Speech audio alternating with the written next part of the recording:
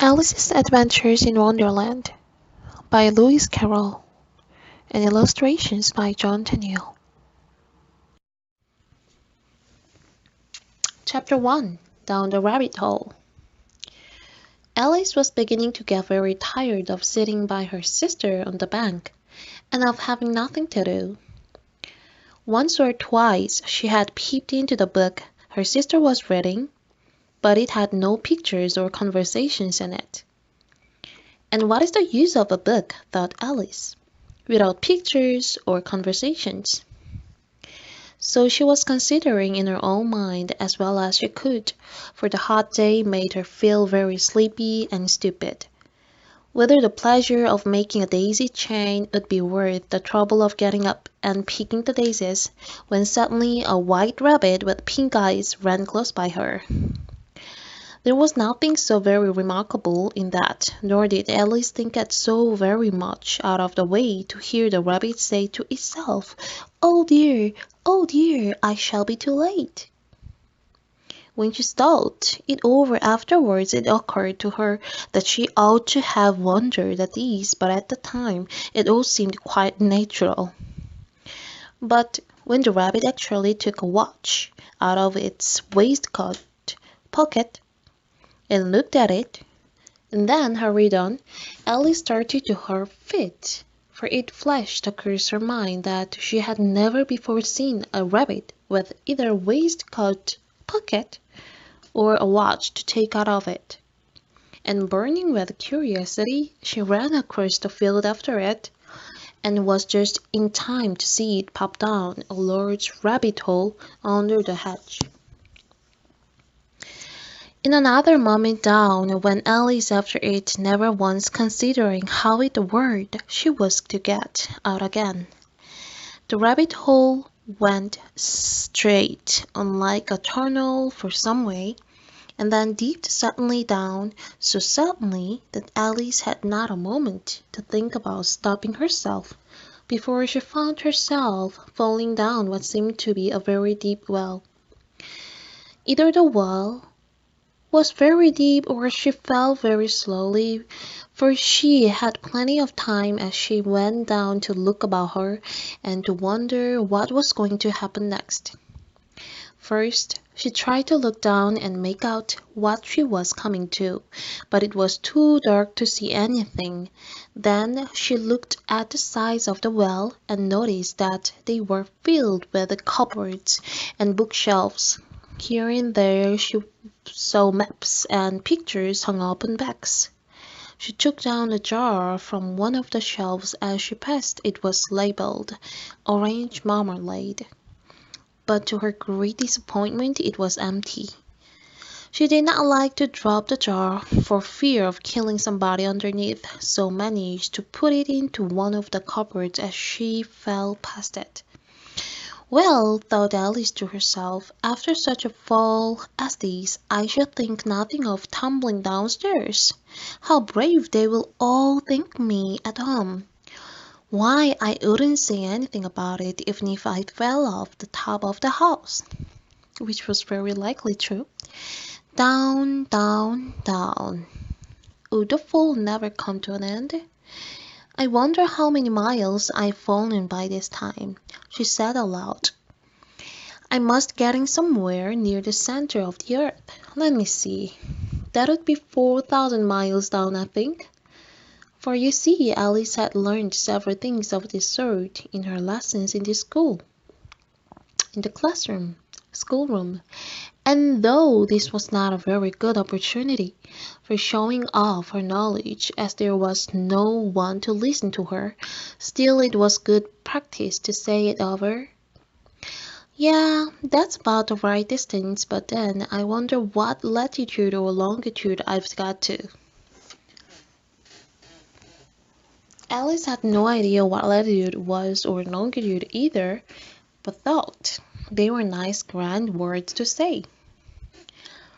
Presently she began again. I wonder if I shall fall right through the earth. How funny it will seem to come out among the people that walk with their hands downwards. The antipathies, I think. She was rather glad there was no one listening this time, as it didn't sound at all the right word. But I shall have to ask them what the name of the country is, you know. Please, ma'am, is this New Zealand or Australia? And she tried to curtsy as she spoke, fancy curtsying as you are falling through the air. Do you think you could manage it? And what an ignorant little girl she'll think me. No, it will never do to ask. Perhaps I shall see it written up somewhere.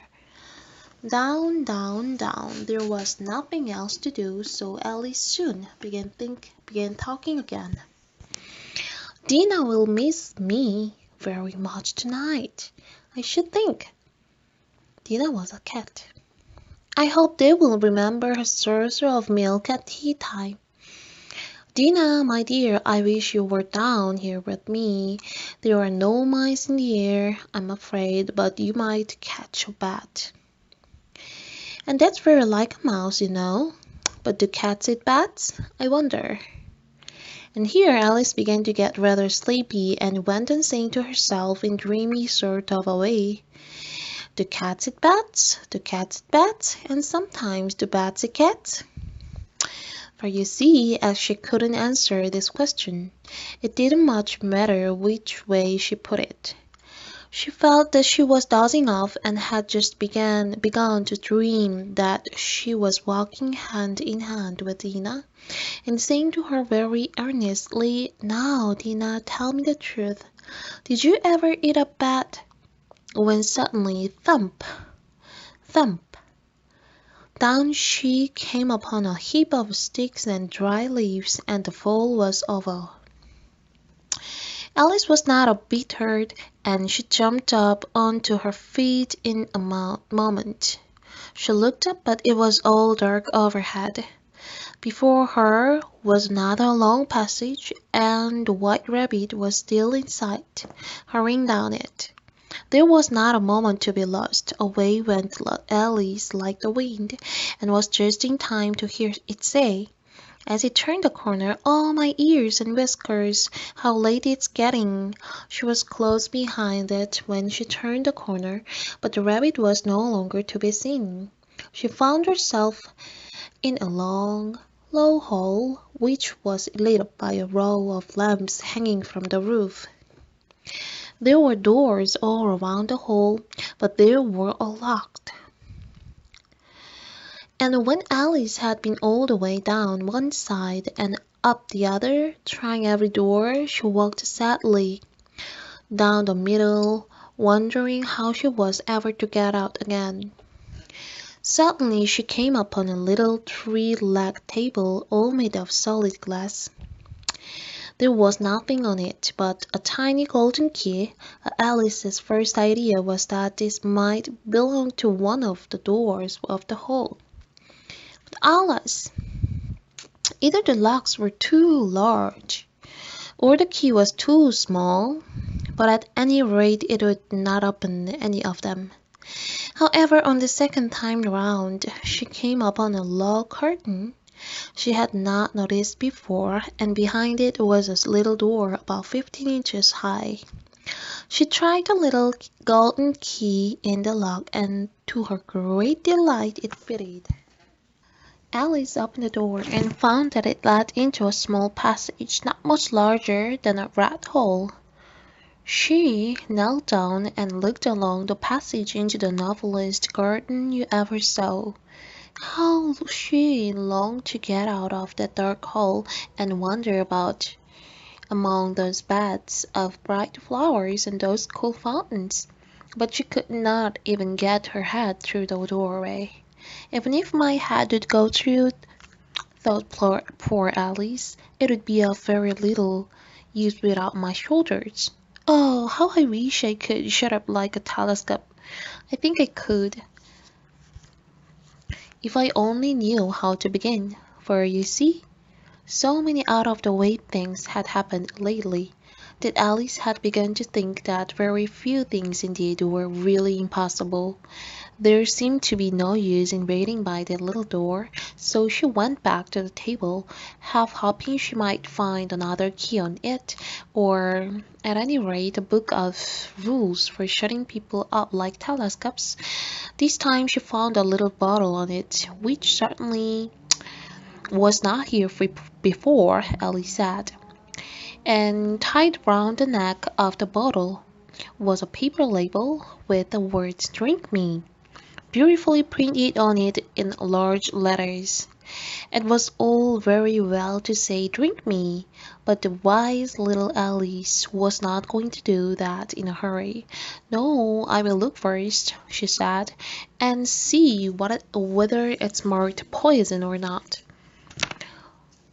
For she had read several nice little stories about children who had got burned and eaten up by wild beasts and other unpleasant things, all because they would not remember the simple rules their friends had taught them, such as that a red-hot poker will burn you if you hold it too long, and that if you cut your finger very deeply with a knife it usually bleeds, and she had never forgotten that if you drink much from a bottle marked poison, it is almost certain to disagree with you sooner or later. However, this bottle was not marked poison, so Alice ventured to taste it, and finding it very nice. It had in fact a sort of mixed flavor of cherry tart, custard, pineapple, roast turkey, toffee, and hot butter toast. She very soon finished it off. "What a curious feeling," said Alice. "I must be shutting up like a telescope." And so it was indeed. She was now only 10 inches high, and her face brightened up at the thought that she was now the right size for going through the little door into the lovely garden. First, however, she waited for a few minutes to see if she was going to shrink any further. She felt a little nervous about this, for it might end, said Alice to herself, "in my going out altogether like a candle. I wonder what I should be like then." And she tried to fancy what the flame of a candle looks like after the candle is blown out, for she could not remember ever having seen such a thing. After a while, finding that nothing more happened, she decided on going into the garden at once, but alas for poor Alice! When she got to the door, she found she had forgotten the little golden key, and when she went back to the table for it, she found she could not possibly reach it. She could see it quite plainly through the glass, and she tried her best to climb up one of the legs of the table, but it was too slippery, and when she had tired herself out with trying, the poor little thing sat down and cried. "Come, there's no use in crying like that," said Alice to herself, rather sharply. "I advise you to leave off this minute." She generally gave herself very good advice, though she very seldom followed it, and sometimes she scolded herself so severely as to bring tears into her eyes, and once she remembered trying to box her own ears for having cheated herself in a game of croquet she was playing against herself, for this curious child was very fond of pretending to be two people. "But it's no use now," thought poor Alice, "to pretend to be two people. Why, there is hardly enough of me left to make one respectable person." Soon her eye fell on a little glass box that was lying under the table. She opened it and found in it a very small cake, on which the words "Eat me" were beautifully marked in currants. "Well, I will eat it," said Alice, "and if it makes me grow larger I can reach the key, and if it makes me grow smaller I can creep under the door, so either way I will get into the garden, and I don't care which happens." She ate a little bit and said anxiously to herself, "Which way? Which way?" holding her hand on the top of her head to feel which way it was growing, and she was quite surprised to find that she remained the same size. To be sure, this is what generally happens when one eats cake, but Alice had got so much into the way of expecting nothing but out of the way things to happen, that it seemed quite dull and stupid for life to go on in the common way. So she set to work and very soon finished off the cake.